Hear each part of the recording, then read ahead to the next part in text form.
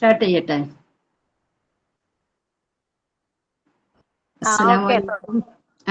അസ്സലാമു അലൈക്കും. ഞാൻ റസിയ ഹാരിസ് ഫ്രം നിലമ്പൂര്. എനിക്ക് പറയാനുള്ളത്, എനിക്ക് ദഅവ ഭയങ്കര ഇഷ്ടമാണ്. അള്ളാഹിനെ കുറിച്ച് പറയാനും അള്ളാഹിന്റെ കിതാബിനെ കുറിച്ചും ദീനിനെ പറ്റി പറയാൻ ഭയങ്കര ഇഷ്ടമാണ്. പക്ഷെ അതിനൊന്നും ഞാൻ ഉള്ളില് എന്തെങ്കിലും ഉണ്ടെങ്കിൽ തന്നെ അത് പുറത്തേക്ക് വരൂല. അങ്ങനെ ആളുകളെ ഇടയിൽ പറയുമ്പോ അപ്പോഴാണ് ഇങ്ങനെ മുന്തസ്താന്റെ ഒരു സ്പീക്കിംഗ് കോഴ്സ് കണ്ടതും അതില് ജോയിൻ ചെയ്തതും ഒന്നും ആലോചിച്ചില്ല. അൽഹംദുലില്ലാ, അതെനിക്ക് വലിയൊരു ഉപകാരമായി മാറി. പിന്നെ മുന്തസ്ത എല്ലാം പറഞ്ഞു തന്നു നമുക്ക് എന്തൊക്കെ ചെയ്യണമെന്നും തുടക്കത്തിൽ എന്തൊക്കെ പറയണമെന്നും അവസാനം എന്തൊക്കെ പറയണമെന്നും പിന്നെ എല്ലാ കാര്യങ്ങളും മുന്തസ്താന്റെ പിന്നെ ഒരു കോച്ചിങ്ങിലൂടെ ഞങ്ങൾ ഇവിടെ എത്തിയത്. പിന്നെ ഇത്രയും വലിയൊരു പ്ലാറ്റ്ഫോമിലൊന്നും ഒരിക്കലും ഞാൻ ക്ലാസ് എടുത്തിട്ടില്ല മുമ്പ്. ഈ മിഷ്കാത്തിലെ ആളുകൾക്ക് ചിലപ്പോൾ എന്നതിനേക്കാളും അറിവുണ്ടാവും. അപ്പോൾ പിന്നെ എന്തെങ്കിലും തെറ്റുകൾ വന്നിട്ടുണ്ടെങ്കിൽ അത് നിങ്ങൾ സദയം പുറത്തു തരണം എന്ന് ഞാൻ ആദ്യമായിട്ട് അപേക്ഷിക്കുകയാണ്. ഇതിന്റെ വിഷയം ഞാൻ തെരഞ്ഞെടുത്തിട്ടുള്ള വിഷയം ഖുർആൻ പഠനത്തിന്റെ പ്രാധാന്യമാണ്. അപ്പൊ ഇന്ത്യനേക്കാളും ചിലപ്പോൾ നിങ്ങൾക്ക് അതിലേറെ അറിയായിരിക്കും. ഇതിന് ഞാൻ ഇങ്ങനെയൊക്കെ എനിക്ക് ചെയ്യാൻ പറ്റിയതിന് ആദ്യമായി അള്ളാഹുവിനെ സ്തുതിക്കുന്നു. അൽഹംദുലില്ലാ. മുന്തസ് മാമിനോട് ഞാൻ അകമഴിഞ്ഞ നന്ദി രേഖപ്പെടുത്തുന്നു. എന്നിട്ട് ഞാൻ തുടങ്ങട്ടെ കേട്ടോ. ഇനി വീഡിയോ ഓഫ് ആക്കട്ടെ.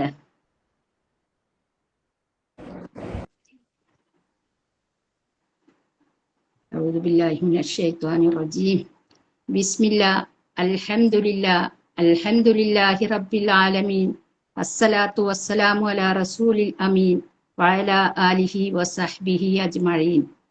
റബ്ബി ഇശ്റഹ് ലി സദ്രി വയസ്സിർ ലി അംരി വഹ്ലുൽ ഉഖ്ദതം മിൻ ലിസാനി യഫ്ഖഹു ഖൗലി. റബ്ബി സിദ്നാ ഇൽമൻ നാഫിയ. പ്രിയപ്പെട്ട സഹോദരിമാരെ, അസ്സലാമു അലൈക്കും വറഹ്മത്തുള്ളാഹി വബറകാതുഹു. ഖുർആൻ പഠനത്തിന്റെ പ്രാധാന്യം എന്ന വിഷയമാണ് ഞാൻ ഇന്ന് നിങ്ങളെ മുമ്പിൽ അവതരിപ്പിക്കുന്നത്. മാനവരാശിക്ക് മാർഗദർശനമായി അള്ളാഹു നമുക്ക് എല്ലാവർക്കും ഖുർആൻ ഇറക്കിയത്. 23 വർഷം കൊണ്ടാണ് ഖുർആൻ ഫുള്ള് ഇറങ്ങി തീർന്നത്. ആദ്യമായി ലൗഹുൽ മഹ്ഫൂദിലേക്ക് പൂർണ്ണമായി ഇറങ്ങുകയും അതിനുശേഷം ഘട്ടം ഘട്ടമായി നബി സല്ലല്ലാഹു അലൈഹി വസല്ലമയിലേക്ക് സന്ദർഭത്തിനനുസരിച്ച് ജിബ്രീൽ അലൈഹിസ്സലാം എത്തിച്ചു കൊടുക്കുകയാണ് ചെയ്തത്. മുമ്പ് കാലങ്ങളില് അവര് പഠിക്കാൻ ഉപയോഗിച്ചിരുന്നത് എല്ലുകളിലും തൊലികളിലും പാറകളിലും ഒക്കെ എഴുതിക്കൊണ്ടും സ്വന്തം മനഃപ്പാടമാക്കിക്കൊണ്ടും ഒക്കെ ആയിരുന്നു അന്ന് ഖുർആൻ പഠിച്ചിരുന്നത്. ഇന്ന് നമുക്ക് മുസ്ഹഫ് രൂപത്തിൽ നമ്മളെ വീട്ടിലും നമ്മളെ കയ്യിലും മുസ്ഹഫൊക്കെ ഉണ്ടായിട്ടും നമ്മളതിനെ ഒന്ന് തുടച്ച് മിനുക്കിയൊക്കെ എടുത്തു വെക്കും, ഷോക്കേസിലൊക്കെ എടുത്തു വെക്കും. നമുക്ക് അതിനോട് ഭയങ്കര ബഹുമാനമൊക്കെ ഇക്കാരം. എന്നാലും അത് പൂർണ്ണമായി പഠിച്ചത് ഈ കൂട്ടത്തിലുണ്ടോന്ന് എനിക്കറിയില്ല. ഞാൻ വക്ക് കടിച്ചിട്ടുള്ളൂ. ഞാന് പിന്നെ കുറച്ച് ഹിഫ്ളാക്കാനുള്ള ശ്രമത്തിലാണ്, അതിന്റെ ആശയം ഉൾക്കൊള്ളാനൊക്കെ ഉള്ള ശ്രമത്തിലാണ്. ഇപ്പൊ ആയുസിന്റെ 3/4 ഭാഗവും തീർന്നുകൊണ്ടിരിക്കുകയാണ്. അതിന്റെ കൂട്ടത്തില് ഇപ്പൊ എങ്കിലും ഇങ്ങനെ ഈ സാഹചര്യത്തിനൊത്ത് പരിശ്രമിക്കാൻ കഴിഞ്ഞതിൽ അള്ളാഹുവിനെ സ്തുതിക്കുന്നു. അള്ളാഹുവിന്റെ തൗഫീഖ് ഉണ്ടാകട്ടെ അതൊന്ന് മുഴുവനാക്കാൻ. എന്നിട്ട് വേണം എന്റെ മാതാപിതാക്കൾക്ക് ഒരു കിരീടം വാങ്ങിക്കൊടുക്കാൻ അന്ത്യദിനത്തില്. അതിനുള്ള പരിശ്രമം അള്ളാഹു വിജയിപ്പിക്കുമാറാവട്ടെ. ആമീൻ. നബി സല്ലല്ലാഹു അലൈഹി വസല്ലമ പറഞ്ഞു, ഖൈറുക്കും മൻ തഅല്ലമൽ ഖുർആന വഅല്ലമഹു. നിങ്ങളിൽ ഏറ്റവും ഉത്തമർ ഖുർആൻ പഠിക്കുകയും അത് പഠിപ്പിക്കുകയും ചെയ്യുന്നവരാണ് എന്ന്. എന്താലേ ഏറ്റവും മനുഷ്യരിൽ ഏറ്റവും ഉത്തമര് അത് ഖുർആൻ പഠിക്കുകയും പഠിപ്പിക്കുകയും ചെയ്യുന്നവരാണ്. എന്താ എത്രയും ഏത് ഉന്നത സ്ഥാനത്ത് എത്തുന്നോളും ഖുർആൻ പഠിച്ചോലായിരിക്കും. ഒരു ഇമാമായിട്ട് മുന്നിൽ നിൽക്കണമെങ്കിൽ കൂടി അത് പിന്നെ ഖുർആൻ ഏറ്റവും കൂടുതൽ പഠിച്ച വ്യക്തിയായിരിക്കും. അതുപോലെ തന്നെ ഉഹദ് യുദ്ധത്തില് മരണമടഞ്ഞ 70ഓളം ആളുകൾ അന്ന് ഷഹീദായിട്ടുണ്ട് അല്ലെ. ആ ആളുകളൊക്കെ മറ പെയ്യുമ്പോ നബി സല്ലല്ലാഹു അലൈഹി വസല്ലം എന്താ പറഞ്ഞത്? ഇതിൽ ഏറ്റവും ഖുർആൻ അറിയുന്ന ആളുകളെ മുന്നിൽ ആദ്യം കിബിലക്ക് അഭിമുഖമായി ഒരു 1ഉം 2ഉം ആളുകളെയൊക്കെ ഒന്നിച്ചാണ് അന്ന് കബറടക്കിയിരുന്നത്. കാരണം കുറേ ആളുകൾ അന്ന് പിന്നെ ഉഹുദ് യുദ്ധത്തിൽ കുറേ ആളുകൾ ഷഹീദായിരുന്നല്ലോ. കാരണം മുസ്ലിങ്ങൾക്ക് പരാജയം വന്ന യുദ്ധമാണ് ഉഹുദ് യുദ്ധം. അതില് ഏറ്റവും കൂടുതൽ ഖുർആൻ ഏറ്റവും അറിയുന്നവരെയാണ് ആദ്യമായി കിബിലക്ക് അഭിമുഖമായിട്ട് വെച്ചതും. അങ്ങനെയൊക്കെ നബി സല്ലല്ലാഹു അലൈഹി വസല്ലമ പറഞ്ഞുകൊണ്ട് തന്നെയാണ് അങ്ങനെ വെക്കാൻ കഴിഞ്ഞതും. പിന്നെ നമ്മൾ പഠിക്കുന്നതിന് മാത്രല്ല, നമ്മളെ വീട്ടിലും നമ്മളെ മക്കളെയും നമ്മൾ ഖുർആൻ പഠിപ്പിക്കുക. നമ്മളത് കണ്ടിട്ട് വേണം നമ്മളെ കുട്ടികൾക്ക് ഇതൊക്കെ പഠിച്ച്, നമ്മളെ ഉമ്മ ചെയ്യണത് കണ്ടിട്ട് വേണം. അതേപോലെ തന്നെ നമ്മളെ പെന്നും ബുക്കും ഒക്കെ കണ്ട് നമ്മൾ ഇതിന് സമയം ചെലവഴിക്കണമൊക്കെ കാണുമ്പോൾ നമ്മളെ മക്കളും ഇതിലേക്ക് തന്നാലെ വരും. അപ്പൊ നമ്മള് പിന്നെ കുട്ടികളെ ഇങ്ങനെ തന്നെ ശീലിപ്പിച്ചു കൊടുത്താൽ ഈ കാലഘട്ടത്തിൽ നമുക്കുണ്ടല്ലോ ഒരു പേടി. കുട്ടികളെങ്ങനെ പുറത്തോട്ട് വിടുമ്പോഴൊക്കെ ഭയങ്കര പേടിയുണ്ടല്ലോ, ആ പേടിയൊക്കെ നമുക്ക് അള്ളാഹു മാറ്റിത്തരും. കാരണം ഖുർആനാണ് പഠിപ്പിക്കുന്നത്, ഖുർആനിനനുസരിച്ച് ജീവിപ്പിക്കുകയാണ്, കുട്ടികളെ വളർത്തിക്കൊണ്ടുവരികയാണ്. അപ്പൊ നമുക്ക് പിന്നെ അതിനില്ല ഒരു പേടിയില്ലാത്തൊരവസ്ഥ നമുക്ക് ആ പരീക്ഷണങ്ങളിൽ നിന്നൊക്കെ അള്ളാഹു നമ്മളെ കാത്തു രക്ഷിക്കും. പിന്നെ അംഫുസക്കും വാഹിലീക്കും നാറാന്നാണല്ലോ, നമ്മൾ മാത്രല്ല നമ്മളെ കുടുംബങ്ങളെയും നരകത്തിൽ നിന്നും രക്ഷിക്കണം എന്നല്ലേ. അപ്പൊ നമ്മള് ചെയ്യണത് കണ്ട് നമ്മള് വീട്ടിലും ഇങ്ങനെയൊക്കെ ഒരു ചർച്ച ഉണ്ടാകുക. മോളെ നീ ഓതിയോ? മക്കളോടാണെങ്കിലും മരുമോളോടാണെങ്കിലും ഒക്കെ പറയാ, ഞാൻ ഇന്ന് ഓതി, ഞാൻ ഇന്ന് നേരത്തെ തന്നെ ഓതി, നീ ഏത് സൂറത്താ പഠിക്കണേ, അല്ലെങ്കിൽ ഞാൻ ഇന്ന സൂറത്താ പഠിക്കണേ, ഞാൻ ഇന്ന് നേരത്തെ തന്നെ ഓതലേക്ക് കഴിച്ചു. അങ്ങനെയൊക്കെ ചർച്ചകൾ വേണം വീട്ടില്. അപ്പോൾ കുടുംബങ്ങൾ തമ്മിൽ തന്നെ ഇങ്ങനെ ഡൈനിങ് ടേബിളിൽ ചുറ്റിയിരിക്കുമ്പോഴും അല്ലെങ്കിലൊക്കെ നടക്കുമ്പോഴും ഇരിക്കുമ്പോഴൊക്കെ ഒന്നും ഓതിയിട്ടില്ല, അങ്ങനെ ഒരു വെപ്രാളം വേണം നമുക്ക്. നമ്മളെ മനസ്സിനുണ്ടല്ലോ, നമ്മള് പിന്നെ ഫറള് നമസ്കരിച്ചിട്ടില്ലെങ്കിലൊക്കെ നമുക്കൊരു ഉള്ളിലുള്ളൊരു കുത്തുണ്ടല്ലോ, അതേപോലെ തന്നെ അവിടെ നമുക്ക് ഓതിയിട്ടില്ലെങ്കിലും ഖുർആന് നമുക്ക് ഓതാത്ത അവസ്ഥയിൽ നമുക്ക് ഇങ്ങനെ വരണം, ഈ ഉള്ളിൽ ഇങ്ങനെ ഒരു കുത്ത്, ഒരു ചൊറിച്ചിലുണ്ടാവണം. അതാണ് ഖുർആന് പഠിക്കാനുള്ള ഒരു ആവേശം കൊണ്ട് അള്ളാഹു അതിന് മുഴുവൻ പഠിക്കാനില്ല ഭാഗ്യം നമുക്ക് എല്ലാവർക്കും തരട്ടെ. അതിന് ആയിഷ മാമിന്റെ ക്ലാസ്സിലൊക്കെ ഞാൻ എപ്പോഴും അറ്റൻഡ് ആവുന്നുണ്ട്. കുറെ കൂടുതൽ പഠിക്കാൻ ശ്രമിക്കുന്നുണ്ട്. ഇഫുണ്ട്, എന്നാലും കൂടുതൽ അതിന്റെ ആശയങ്ങൾ ഉൾക്കൊള്ളാനൊക്കെ ശ്രമിക്കുകയാണ്. നിശ്ചയമായും അള്ളാഹു ഈ കിതാബ് കൊണ്ട് ചില ആളുകൾക്ക് ഔന്നത്യം നൽകും. ചില ആളുകളെ അള്ളാഹു ഈ ഒരു കാര്യം കൊണ്ട് ആദരവും ഉയർച്ചയെല്ലാം കൊടുക്കും.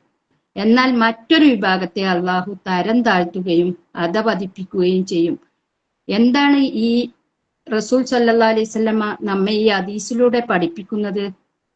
ഖുർആൻ പഠിക്കുകയും അത് ജീവിതത്തിൽ പകർത്തുകയും അതിന്റെ ആശയം ഉൾക്കൊള്ളുകയും അത് കാര്യങ്ങൾ മനസ്സിലാക്കി പഠിക്കുകയും ചെയ്യുന്ന ആളുകൾക്ക് ആണ് ഉയർച്ചയും പിന്നെ ഔന്നിത്യവും വിജയവും ബർക്കത്തും എല്ലാം അള്ളാഹു തരും. അത് നമ്മൾ അതനുസരിച്ച് കണ്ട് തന്നെ പഠിക്കുക. നമുക്ക് അള്ളാഹു ഇതിനുള്ള ബർക്കത്ത് തരും.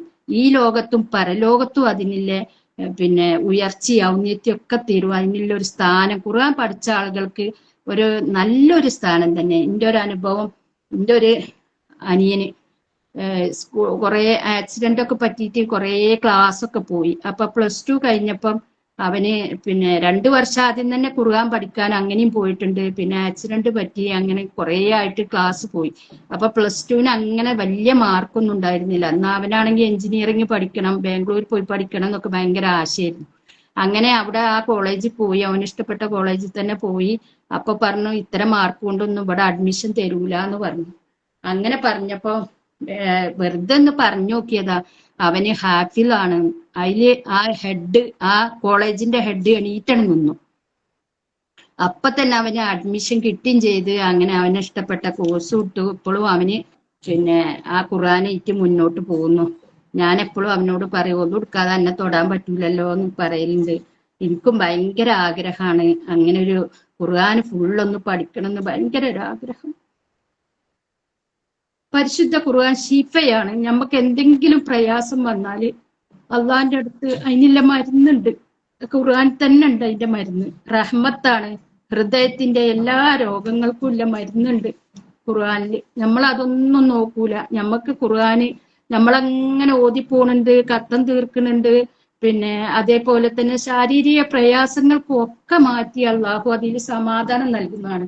നമ്മൾ എപ്പോഴും അതിങ്ങനെ ഓതും, കത്തം തീർക്കും, പിന്നെ അങ്ങനെ ഓതി പോകുന്നുണ്ട്. സ്വർഗത്തിന്റെ സ്ഥലം വന്നാല് അതിന് നമ്മള് സ്വർഗം കിട്ടാൻ വേണ്ടി പ്രാർത്ഥിക്കൂല. അതുപോലെ തന്നെ നരകത്തിന്റെ പിന്നെ സ്ഥലം വന്നാല് അതിനും നരകത്തിൽ നിന്ന് രക്ഷ നേടാനൊന്നും നമ്മൾ അതിന് പ്രാർത്ഥിക്കണില്ല. കാരണം നമ്മൾ അതിന്റെ കാര്യങ്ങൾ ഉൾക്കൊണ്ട് അത് മനസ്സിലാക്കിയിട്ടില്ല. അതുകൊണ്ടാണ് മുമ്പുള്ളവരൊക്കെ നിസ്കരിക്കുമ്പോഴൊക്കെ ഭയങ്കരമായിട്ട് കരയുമായിരുന്നു.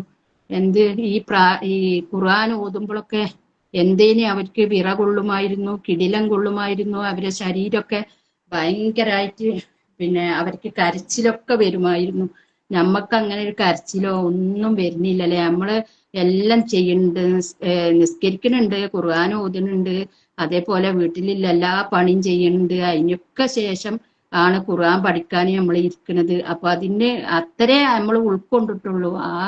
നമ്മളെ മനസ്സിന്റെ ആ ഒരു ഇത് കരയാനും ഇതിനൊക്കെ നബി സല്ലല്ലാഹു അലൈഹി വസല്ലമക്ക് ഏതാനും ചില ആയത്തുകൾ ഇറങ്ങിയപ്പം പിന്നെ ഉണ്ടായ ഒരു അനുഭവം ഞാൻ പറയാം. നബി സല്ലല്ലാഹു അലൈഹി വസല്ലമ ആയിഷ ബീവിന്റെ വീട്ടിലായ ഒരു ദിവസം ഭയങ്കര ടെൻഷനായിട്ട് നബി സല്ലല്ലാഹു അലൈഹി വസല്ലമയെ കാണപ്പെട്ടു.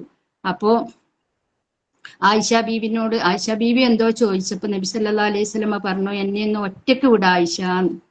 അപ്പോ നബി സല്ലല്ലാഹു അലൈഹി വസല്ലമ ഒരു റൂമില് ചെന്നിട്ട് കരഞ്ഞ് പ്രാർത്ഥിക്കുന്നുണ്ട്, നിസ്കരിക്കുന്നുണ്ട്, കരയുന്നുണ്ട്. അങ്ങനെ കരഞ്ഞ് താടിയിലൂടെ വെള്ളം ഉറ്റി ഉടുപ്പൊക്കെ നനഞ്ഞിട്ടുണ്ട്. അപ്പൊ ആയിഷ ബീവിക്കൊരു പേടിയുണ്ട്. ഇടയ്ക്ക് ഇങ്ങനെ ചെന്ന് ചാരിയ വാതിലൊന്ന് ഇങ്ങനെ തുറന്നു നോക്കുമ്പോഴും ഇതേ അവസ്ഥ. നബി സല്ലല്ലാഹു അലൈഹി വസല്ലമ കരഞ്ഞുകൊണ്ടേ ഇരിക്കുകയാണ്, താടിയിലൂടെ വെള്ളം ഇങ്ങനെ ഉറ്റി വീഴാണ്.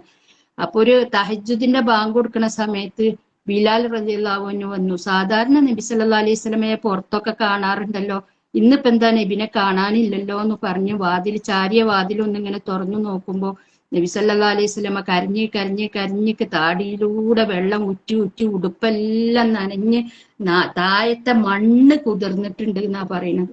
അപ്പൊ ബിലാൽ റളിയല്ലാഹു അൻഹു ചോദിച്ചു, എന്തിനാണ് നബിയെ ഇങ്ങനെ വരാനിരിക്കുന്ന പാപങ്ങളും കഴിഞ്ഞു പോയ പാപങ്ങളും എല്ലാം നബിക്ക് പുറത്തു തന്നിട്ടില്ലേ? നബി സല്ലല്ലാഹു അലൈഹി വസല്ലമ ആദ്യമായി താങ്കളല്ലേ സ്വർഗത്തിൽ പ്രവേശിക്കുക, പിന്നെ എന്തിനാണ് താങ്കൾ ഇങ്ങനെ കരയണത് എന്ന് ചോദിച്ചു. അപ്പൊ പറഞ്ഞു നബി സല്ലല്ലാഹു അലൈഹി വസല്ലമ, എനിക്ക് ഇന്നലെ ഏതാനും ആയത്തുകള് എനിക്ക് അവതരിച്ചിട്ടുണ്ട്. ആ ആയത്തുകൾ ഇറങ്ങിയതിന് ശേഷം എനിക്ക് കരയാതിരിക്കാൻ കഴിയുന്നില്ല. അപ്പൊ എന്താണ് ആ ആയത്തുകൾ? ഏതാണ്? ഇന്ന ഫീ ഖൽഖി സമാവാതി വൽ അർദി വഖ്തിലാഫിൽ ലൈലി വന്നഹാരി ലആയാതിൻ ലിഉലിൽ അൽബാബ്. സൂറത്ത് ആൽ ഇംറാനിലെ കുറച്ച് ആയത്തുകൾ, 190 മുതൽ 200 വരെയുള്ള ആയത്തിന്റെ ഉള്ളിലുള്ളതാണ് ഈ ആയത്ത്. അപ്പൊ അതിൽ എന്താണ് പറഞ്ഞിട്ടുള്ളത്? ആകാശഭൂമികള് അതിന്റെ സൃഷ്ടിപ്പിലും അതുപോലെ തന്നെ പകലും രാത്രി മാറി വരുന്നതിലുമുള്ള ദൃഷ്ടാന്തം ഓർത്താണ് നബി സല്ലല്ലാഹു അലൈഹി വസല്ലമ കരഞ്ഞത്. പിന്നെ നബി സല്ലല്ലാഹു അലൈഹി വസല്ലമ മരിക്കുവോളം ഈ 190 മുതൽ 200 വരെ ആയത്തുകൾ ആൽ ഇംറാനിൽ ഇത് ഓതാതെ ഒരിക്കലും ഉണ്ടായിട്ടില്ല, ഒറ്റ ദിവസം പോലും ഉണ്ടായിട്ടില്ല എന്നാ പറഞ്ഞത്. അപ്പൊ അവരൊക്കെ എത്രമാത്രം കരയണില്ലേ. അവർക്കൊക്കെ ഇതിന്റെ ഒരു ആശയങ്ങളും അത് ഖുർആൻ എന്താ പറയുന്നതെന്നൊക്കെ നല്ലോണം അറിവുണ്ടായതുകൊണ്ടാണ് അവരാ കരയുന്നത്. നമുക്കൊക്കെ കുറേ കാര്യങ്ങൾ അറിഞ്ഞാലും നമ്മൾ കരയണില്ല. അത് കാര്യങ്ങൾ മനസ്സിലാവാത്തോണ്ടാണ് ആ കരയാത്തത്. പിന്നെ നമ്മോട് സ്വർഗലോകത്തേക്ക് കയറിപ്പോകുമ്പോൾ നീ സാവധാനത്തിൽ ഖുർആൻ ഓതുക. എവിടെയാണോ നമ്മളോട് ഇങ്ങനെ സ്വർഗത്തിലേക്ക് പോകുമ്പോ അള്ളാഹു പറയുന്നതാണ്, സാവധാനത്തിൽ ഇങ്ങനെ കയറിപ്പോകുക, ഓതിക്കൊണ്ട് കയറാനാ പറയുന്നത് അല്ലെ. അപ്പൊ അതായത് നമ്മുടെ ആയത്ത് എവിടെ നിൽക്കുന്നുവോ അവിടെയാണ് നമ്മളെ സ്ഥാനം. ദറജ, നമ്മളെ സ്വർഗത്തിന് പല പല ദറജകളുണ്ട്. അതില് ഏത് ദർജയാണ് നമുക്കൊക്കെ കിട്ടുക എന്നറിയില്ല. നമ്മളോട് ഓതിക്കൊണ്ട് കയറാനാ പറയുന്നത്. അപ്പൊ ആയത്ത് എവിടെ അവസാനിക്കുന്നുവോ അവിടെയാണ് നമ്മുടെ സ്ഥാനം. പിന്നെ ഖുർആൻ പഠിച്ച ആളുകൾക്ക് അള്ളാഹു അതിനൊരു പ്രത്യേക അനുഗ്രഹമാണ് അല്ലെ, കിരീടം വെച്ച് തരും. അത് പിന്നെ നമ്മൾ ഈ ലോകത്ത് കാണാൻ കഴിയാത്ത മുത്തുകൾ കൊണ്ട്, ഇതുവരെ നമ്മളെ കണ്ണുകൊണ്ട് അങ്ങനത്തെ മുത്തുകളും രത്നങ്ങളും കണ്ടിട്ടുണ്ടാവില്ല. അങ്ങനത്തെ രത്നങ്ങൾ അണിയിക്കും. അതൊരു പ്രത്യേക ആഭരണമാണ്. അത് ഖുർആൻ പഠിച്ചവർക്ക് മാത്രം പ്രത്യേകമായിട്ട് കൊടുക്കണ ആഭരണമാണ്. പിന്നെ അവരെ മാതാപിതാക്കൾക്കും കൊടുക്കും. മാതാപിതാക്കൾ ചോദിക്കും ഇങ്ങനെ, പിന്നെ എക്സൈറ്റഡ് ആയിട്ട് ഇങ്ങനെ ചോദിക്കും, എന്തുകൊണ്ടാണ് ഞങ്ങൾക്ക് ഇത് കിട്ടിയത് എന്ന്. അപ്പൊ പറയും, നിങ്ങൾ നിങ്ങളെ മക്കളെ ഖുർആൻ പഠിപ്പിച്ചത് കൊണ്ടാണ്. അതുപോലെ തന്നെ നിങ്ങളെ പിന്നെ കുട്ടികളെ ഖുർആന് നന്നായി മനസ്സിലാക്കി അത് ഉൾക്കൊണ്ട് വളർത്തിയെടുത്തു. അത് അവരെ പഠിപ്പിച്ചത് കൊണ്ടാണ് നിങ്ങൾക്ക് ഈ ഒരു കിരീടം, അതായത് ഈ ആഭരണം എന്ന് അവരോട് പറയപ്പെടുന്നു. അപ്പൊ അവർക്കൊക്കെ ഉണ്ടാകുന്ന ഒരു സന്തോഷം ഉണ്ടാവില്ലേ. നമുക്ക് വലിയൊരു മാഷറന്റെ സ്ഥലത്തു നിന്നൊക്കെ വലിയൊരു സമ്മേളനത്തിന്റെ അവിടുന്ന് നമ്മളെ മാത്രം വിളിച്ചിട്ടൊരു സമ്മാനമൊക്കെ നമുക്ക് തരുമ്പോൾ എത്രമാത്രം നമ്മൾ സന്തോഷിക്കും. നമ്മളങ്ങനെ നടന്നു പോകുമ്പോൾ എല്ലാവരും ഇങ്ങനെ കൈയടിച്ചിട്ട് ആ ഒരു സമ്മാനം വാങ്ങുന്ന ഒരു അവസ്ഥ ഒന്ന് ആലോചിച്ച് നോക്ക്. സൂറത്തുൽ ബക്കറയും ആലിമ്രാനും പഠിച്ച ആൾക്ക് മഹ്ശറിൽ യാതൊരു തണലുമില്ലാത്ത സമയത്ത്, സൂര്യൻ ഉച്ചിയിൽ ഇങ്ങനെ നിൽക്കുന്ന സമയത്ത്, പിന്നെ ഒരു ചാണകലെ സൂര്യൻ ഇങ്ങനെ നിൽക്കുന്ന സമയത്ത് എല്ലാവരും വിയർപ്പിൽ കുളിച്ച് നിൽക്കുന്ന ആ സമയത്ത് ആലിമ്രാനും ബക്കറയും പഠിച്ച ആളുകൾക്ക് ഇത് മേഘക്കൂട്ടങ്ങൾ കൊണ്ടും അല്ലെങ്കിൽ പക്ഷിക്കൂട്ടങ്ങൾ കൊണ്ടും മേഘത്തണൽ കൊണ്ടും തണലിട്ട് തരും എന്ന് പറയുമ്പോൾ നമുക്ക് എത്രമാത്രം ആ ഒരു തണലെങ്കിലും നമുക്ക് സുബ്ഹാനല്ലാഹ്, അള്ളാഹു നമുക്ക് എല്ലാവർക്കും അത് നൽകി അനുഗ്രഹിക്കുമാറാവട്ടെ. ആമീൻ. പിന്നെ